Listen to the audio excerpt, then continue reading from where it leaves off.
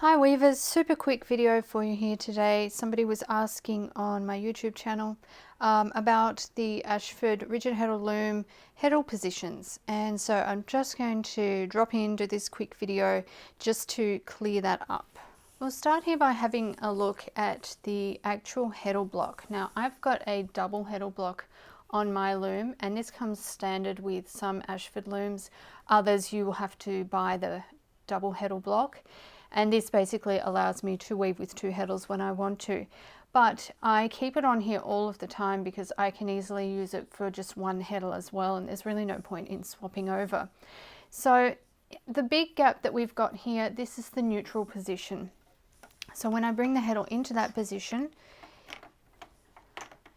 it just sits in there like that. It doesn't go anywhere. Up the top here, we have what would be the up position. So when I put the heddle into up, it sits on top there. It's not as stable as it is in the neutral position, but if you have a suitable tension on your warp, then it's fine. It won't generally fall down, and if it does, no big deal. And then we've got the down position, which is actually underneath.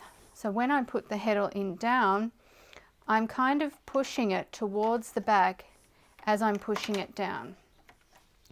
And it just sort of clicks into place there. From there, I can easily put it back into neutral or into up.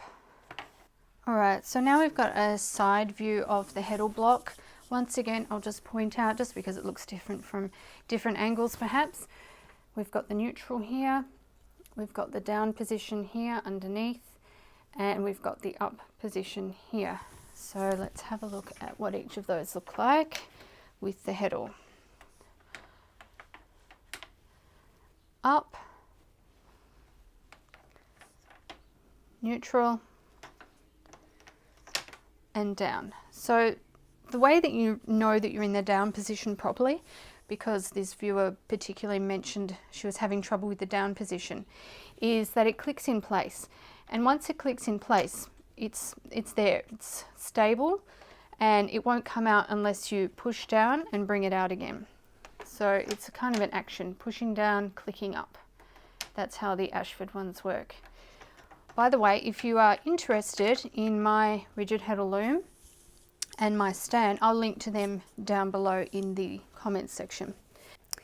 The other question this viewer asked about was, does it matter if you accidentally put your heddle on upside down or backwards? As far as backwards go, there is a difference. The front of your heddles are flat, whereas the back have a groove sticking out. And I've never actually done this. I haven't put it backwards myself, so I don't know whether that affects the weaving, like whether it wears on the yarn more or not, but I can't imagine that it would. And if you put it on upside down, no, you should be able to weave just the same. The holes are in about the halfway mark, and the slots are the same whether you've got it upside down or not. But just a tip, if you're a new weaver and you might be warping for the first or the second time, most heddles will have some sort of writing on the front.